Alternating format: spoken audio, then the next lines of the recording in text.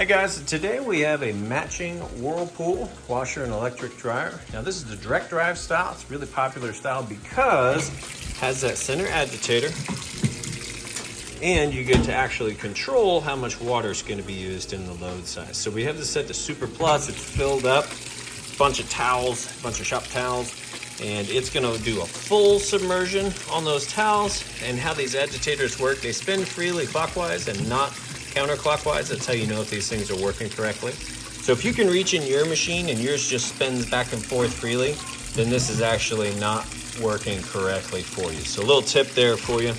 But this one here, good to go. And as soon as it's totally full, we will come show you that it's agitating correctly. And we're doing this on just a normal heavy cycle. And we just have the water set to cool, but you could use hot. You could use cold, but we're gonna stick it right there on cool. So I'm gonna go ahead and let that fill up and we'll allow it to move through the cycle. All right, so we're back and it's filled all the way up with water. I actually switched it to large because as I'll show you, that was definitely full submersion enough. However, we could switch it to Super Plus, but then it'll really fill, just all the way up with water, which might be a little bit too much, but anyway, you can hear it getting started. You can hear what I call the agitation kick. And that's how you know this agitator is working correctly. It kicks back, and that's how it's supposed to work. So you can see, like I said, it's getting started. It vortexes those closed down along the center, along the fins on the bottom, and back up, and it just does that vortexing motion. Excellent job getting everything nice and clean. So from here, I'm gonna show you that as it moves along and gets into the rinse portion, that the drain works. It fills back up with water for the rinse cycle, and then it will eventually do a final spin, and I'll show you that that spin is nice, fast, smooth, and sounds great. And then when that's done, we'll move the clothes over to the electric dryer, and I'll show you that the dryer is working perfectly.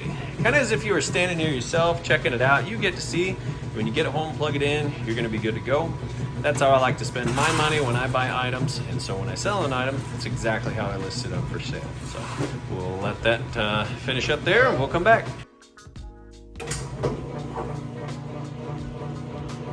Right, it's draining that water out. Here, running the pump. This is nice and full. Draining nice and fast. And so it's going to drain in a neutral state.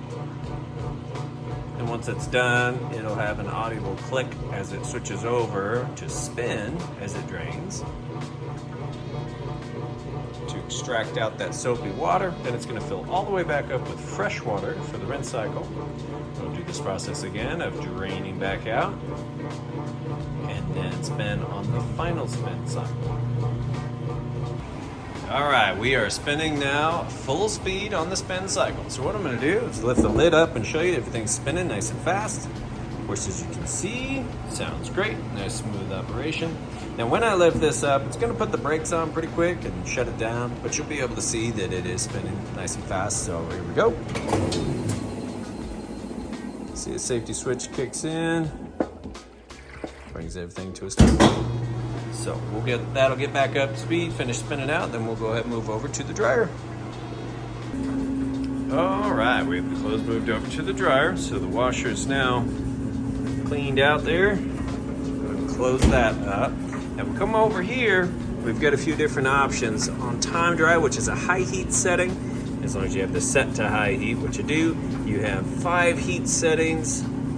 Wrinkle shield that can run for up to 90 minutes. That's where it's going to periodically, every 5-10 minutes, kick on and dry for a few minutes and kick back off. Gives you more time to get back before things start to wrinkle.